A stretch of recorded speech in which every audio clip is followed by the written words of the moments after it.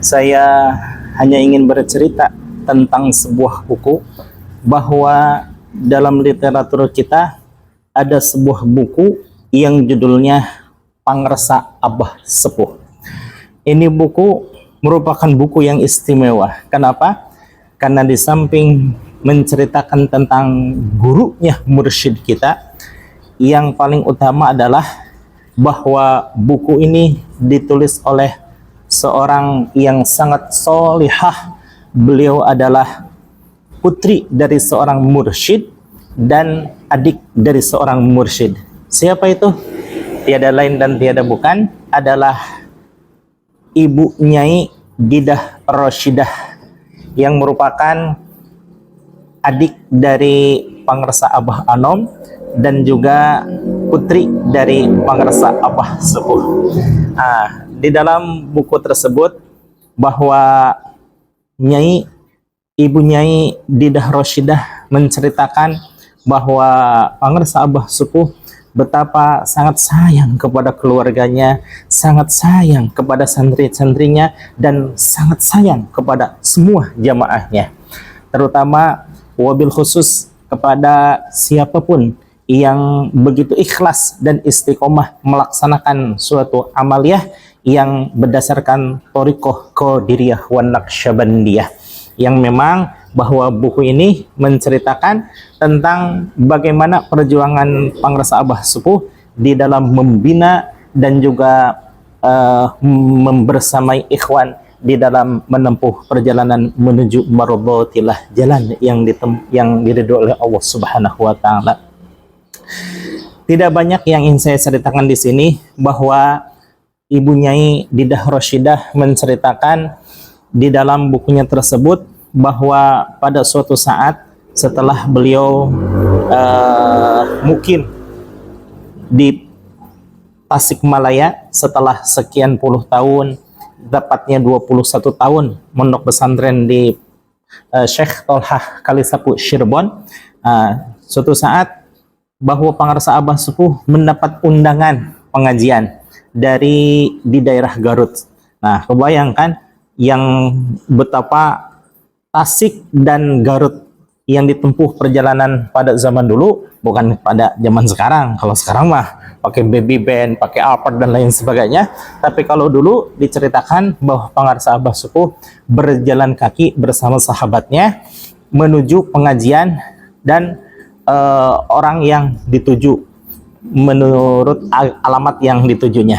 Nah, setelah melaksanakan pengajian, kemudian tanpa diberikan sangu oleh tuan rumahnya, dan juga tidak disuguhin, dan juga tidak dipersilahkan untuk menginap, maka pulanglah Pangresa Abah Sepuh dalam keadaan lapar dan dalam keadaan mengantuk. Ya, kebayang itu ya.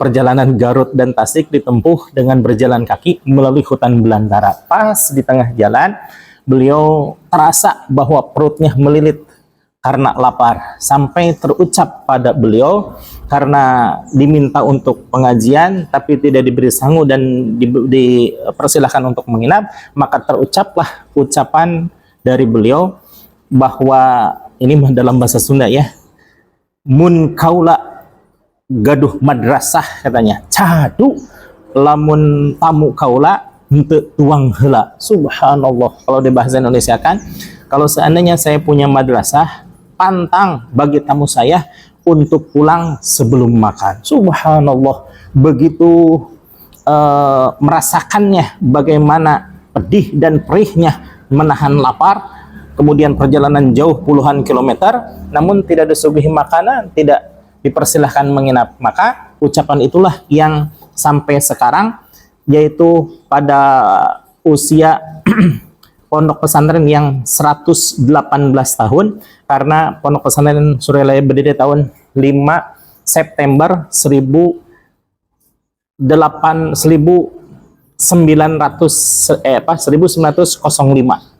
Nah, sebelumnya pondok pesantren Suryalaya 10 tahun sebelumnya Pangresa Abah Sepuh itu sudah mendirikan pondok pesantren, tapi karena banyak godaan dari Belanda, maka berdirilah pondok pesantren yang sekarang. Betapa bahwa wasiat itu diteruskan oleh Pangersa Abah Anom, dan oleh Pangersa Abah Anom oleh zuriyahnya diteruskan tentang wasiat Pangersa Abah Sepuh, sehingga sampai detik ini kalau hadirin melihat Pondok Pesantren Suryalaya itu halamannya bersih, setiap ada tamu pasti makan. Yang saya rasakan itu makan itu 3 kali kalau nggak salah ya, pagi menjelang sesudah isyraq, kemudian ba'da asar, dan ba'da isya. Allahu Akbar. Mana ada sebuah pesantren yang menyiapkan makanan setiap ada tamu 3 kali makan. Dan ini salah satu buktinya. Kakek Rara ya sudah merasakan bagaimana keramah tamahan Pondok Pesantren Suryalaya. Dan saya pun suatu saat Habib Zainal yang dari Medland pernah mengajak saya, karena beliau satu rombongan akan ziarah ke Pamijahan, insya Allah katanya akan menginap di Suryalaya. Dan betul saja saya diajak, kemudian menginap ke Suryalaya. Alhamdulillah kami semuanya mendapat makan. Beliau sampai bilang, lah ini cancelingnya mana katanya? Wah, di sini mah nggak ada canceling. Saya bilang, kalaupun ada nanti ke Baitul Mal. Nah, seperti itu. Jadi kenapa Pondok Pesantren Suryalaya selalu menyiapkan makan? Karena teringat Pangersa Abah Sepuh bahwa begini rasanya merasakan lapar, merasakan haus, dahaga, dan ngantuk. Maka oleh Pondok Pesantren Suryalaya disediakan makan, disediakan minum, dan disediakan penginapan yang tersebar di setiap hampir setiap rumah. Dan subhanallah, ketika dulu saya berguru kepada Tuan Guru Zuki dari Malaysia, bahwa beliau datang dari Malaysia ke Suryalaya itu dengan berjalan kaki 29 hari, 29 malam. Pas malam ke-29, beliau disambut oleh seseorang yang tadinya beliau belum mengetahui bahwa itu adalah Pangersa Abah. Disangkanya khadim ma'had gitu ya. Tapi orang tersebut begitu tulus tersenyum katanya, dan mempersilahkan saya makan, dan juga memperlihatkan kalau seandainya mau istirahat di kamar ini katanya. Subhanallah, pertama-tama sampai Suryalaya tidak dipersilahkan untuk sholat, tidak dipersilahkan untuk haji, tapi 2 hal yang dipersilahkan oleh Pangersa Abah, yaitu silahkan makan di dapur ini dan silahkan istirahat di ruangan ini. Subhanallah, inilah kerahmatahan Pondok Pesantren Suryalaya yang menjadi itibar bagi kita sekalian, bahwa ketika kita hendak berdakwah, maka utamakanlah dengan akhlakul karimah, tidak dengan ilmu pengetahuan. Insya Allah dengan mengikuti sunnah Rasulullah SAW, maka akan diterimalah dakwah kita dari hati, insya Allah sampai ke hati. Bahkan yang lebih dahsyat lagi, apabila kita berdakwah dengan ruh, maka insya Allah sampainya pun dengan ruh.